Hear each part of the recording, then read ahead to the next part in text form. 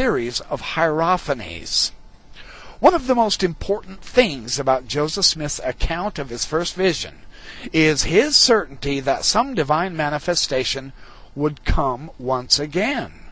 The absolute surety that the finite and the infinite, the transcendent and immanent, meet grows for Joseph Smith and the Latter-day Saints out of the conviction that the first vision occurred. It also becomes certain as we look at the accounts of what was revealed in the first vision. This is so interesting because her analysis of how the first vision takes away the conundrums of the Trinity is remarkable. And this is why I'm bringing up McCullum's argument here, her discussion, I should say. If one has experienced a vision of the divine can be known. I mean, it's that obvious. At least to some degree, she says. This is not to imply that visionary experience provides exhaustive knowledge of God. It does not do that. Nor is it to suggest that every paradox ought to be resolved. It also does not do that. It is to suggest, however, that every appearance of the divine in the realm of the finite now ought to give at least the intimation that there is a finite aspect to the divine and or a divine aspect to the finite. In other words, God and man are in some way sufficiently similar that they can know and understand each other. And this is the power of Joseph Smith's first vision. On page 186, she notes, what is the difference between God experienced as one and God experienced as many? It seems to me that before all else, the experience of many allows room for univocal experience. Zeus alone, Shiva alone, Wakatanka alone, or at least one at a time. Joseph Smith appears to think similarly, for while insisting on the plurality of gods, he also affirms that there is one God for us. Now it's less clear how the experience of one and only one allows for the experience of multiplicity. This is so remarkable how she explores this. The beauty, the holiness, and the perfection of man, the prophet says in a sermon, includes the teaching that man shall also be gods. What is remarkable here is the fact that the gods are experienced as non-absolutistic characters. The experience of the gods, as in some sense finite and near, it seems to me, is quite different from the Orthodox Christian view of God as wholly other, transcendent only, definitely not finite in any way, shape, or form. The contrast is instructive. The problem of the infinite qualitative distinction, which makes it impossible to experience God directly or only as an abstract other, simply does not apply in Mormonism. God is not supernatural in the way that the word is generally used, and consequently is felt not as distant or discontinuous with human experience, but as an integral part of the human experience.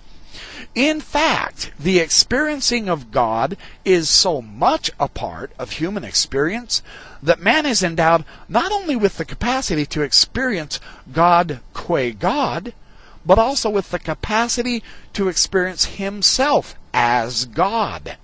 That is, to experience Godness. Oh, I like that. That is very well said. In Mormonism, man, though finite, is not completely separated from God. This is a concept which, along with those just mentioned, rests in some sense upon the details of the first vision.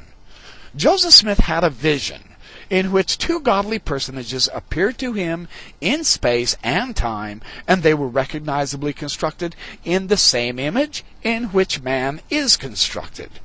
We have in this small portion of Mormon thought almost all of the heresies of the 19th century. The canon is not closed. There's no original sin. God has a body. There is more than one God. Man can be godly. There's no original sin. God occupies space and time, not in the complex manner of the homoousia or the homoousia controversy, but in the same manner in which man occupies space and time. Human action in history takes on importance because God and man intersect. No wonder Joseph Smith was told to join none of the existing churches. Had they understood him, they would not have admitted him anyway. Whoa, that's powerful, isn't it? There are some other remarks that she makes. The multiple patterns of polytheism allow room to move meaningfully through a pluralistic universe. They free one to affirm the radical plurality of the self, an affirmation that one has seldom been able to manage because of the guilt surrounding monotheism's insidious implication that we have to get it all together. What the polytheistic experience has to do with the general cultural situation of the age, and also how, or even if, the modern experience of polytheism is related to ancient polytheism or to the traditional Christian experience. It doesn't fit the traditional Christian experience. In other words, is what she's concluding. She's coming to this. She's quoting another scholar, David L. Miller's The New Polytheism from 1979 that she translated out of the French. His book is important because it raises the issue of the experience of multiplicity in Western thought. What does it mean to experience gods rather than God? And why is the issue so pertinent to the contemporary life of religion? First, it is important because our experience is manifold, quite frankly. We speak of polyphonic meaning in psychology, polymorphous reality as a key to history, according to Brown, plurisignificant knowing, according to Wheelwright, polysemous functioning of imaginable discourse, according to Hart. We have pluralistic ethnic communities, Novak, and polyarchic government, according to Robert Dahl. Nietzsche, says Miller, says it straight out. Polytheism. He refuses to hide behind academic verbiage. And polytheistic to Miller means concrete, real, taking place in the lived reality of people, rather than in the false unity of the abstractions of Greek philosophy. Polytheism means being saved, as Mormonism is, from absolutism, since absolutism does not mix well with the finitistic God. I find it most interesting that Miller sees an incipient polytheism lurking always in democracy, because he believes social monotheism ends in fascism, imperialism, feudalism, and monarchy. So in calling our time polytheistic, we are saying something about the state of democracy of our time.